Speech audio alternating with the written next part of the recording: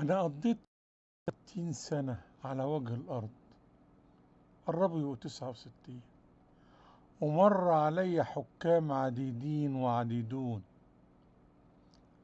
ما شفتش كده في الدنيا، ما شفتش اللي بيحصل ده خالص. يعني أنا شايف الجماعة بتوع ربنا عمالين يندقوا فوق دماغهم وياخدوا بالجزمة، وآية الله نفسه تم اغتياله. آية الله نفسه تم اغتياله، ومع ذلك ممشي البلد بالأوهام.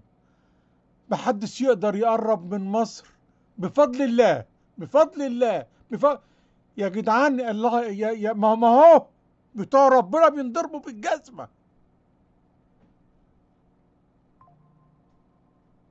قال انت احسن منهم في ايه؟ قول بفضل العلم، قول بفضل اللي احنا مجهزينه، قول بفضل قوتنا. انما حكايه الله الله الله الله اللي هنشغل بيه الدنيا دي، سياسه ايه دي يا جدعان؟ عمري ما شفت كده في الدنيا.